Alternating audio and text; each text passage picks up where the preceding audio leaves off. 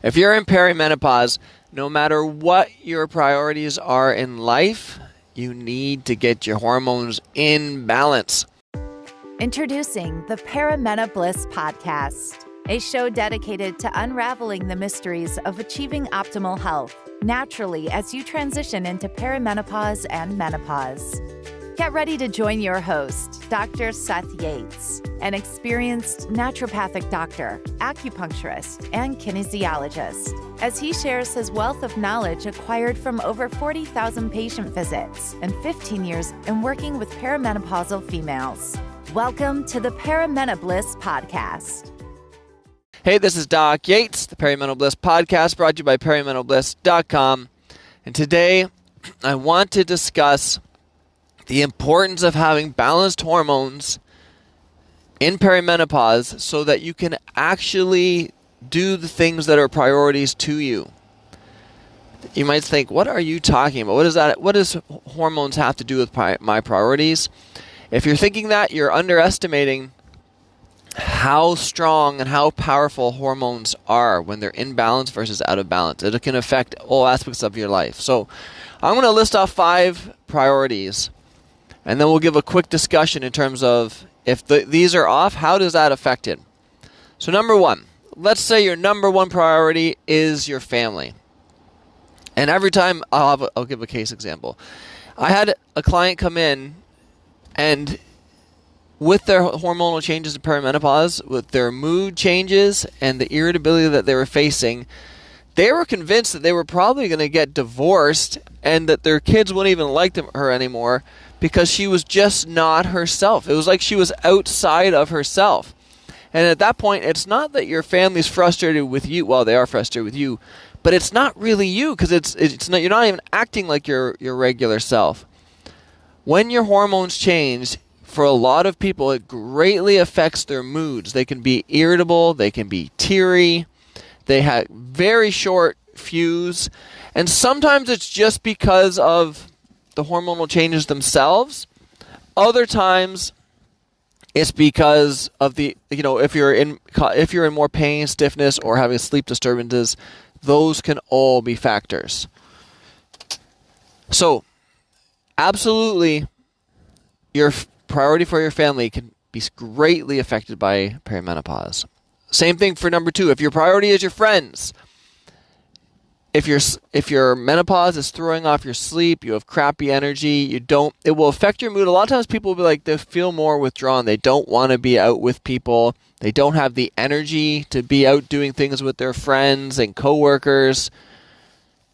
All can tie back again to perimenopause. If your number 1 focus is your career, it's going to be a lot harder to proceed when you have brain fog, poor sleep, poor focus, because your hormones are throwing you off. And is it fair? Absolutely not. But is there a way to correct it? Absolutely. You can correct with balancing your hormones. It makes a huge difference. Now, there's other things you can do for every point that I'm mentioning. I'm not saying that hormones is the only treatment, but it's not. But the point is that there is a relationship, and especially if these things are only becoming problematic since you've been in the perimenopausal range, like starting typically like early to mid 40s, going up to early 50s. Number 4, if your number 1 priority is your hobbies, if your weight is increasing because of perimenopause, or if your energy is decreasing because of perimenopause, people often don't even have the energy to do their hobbies, which is a huge problem then tying back to their mental and emotional aspect, because they're like, I used to do this to de-stress and now I don't have the energy to do that, and the stress is only getting worse. You want to make sure that people can doing the things that they enjoy. Perimenopause, unfortunately, can disrupt that. And number 5, if your number 1 priority is your health and fitness, which is great, but I actually find these are the people who often get the most frustrated because they put so much time into their health and fitness, and despite that, their body is changing in a way that they're gaining weight. They're gaining weight in areas that they didn't used to. So they start eating cleaner. They start working out harder. They're still not seeing results. They're tired. Their muscles are aching a lot more from workouts than that never used to be the case. And then, it's like they're not recovering the same way that they did from workouts before. Perimenopause, I've seen cause all of these issues. I've had people someone come in yesterday where they used to, it was just walking. They loved just walking, which is a pretty low impact exercise.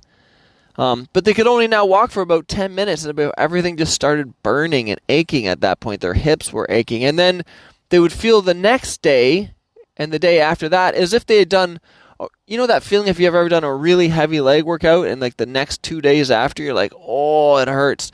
They were getting that just from walking. And it all started in perimenopause. So the point of this short episode today is just whatever your priority is, don't forget how hormones can play a role with that, and taking the time to balance your hormones during perimenopause can help you with that. So if that's a concern for you, go to perimentalbliss.com. Check it out. I hope this was helpful. This is Doc Yates signing off. Thank you for tuning in to the Paramena Bliss podcast. Don't forget to hit the subscribe button and visit perimentalbliss.com for more valuable information on how you can thrive during your transition through perimenopause. Join our community of like-minded women who are dedicated to achieving optimal health naturally, and stay up to date with the latest tips, tricks, and advice from Dr. Seth Yates. And we'll catch you on the next episode of the Paramena Bliss podcast.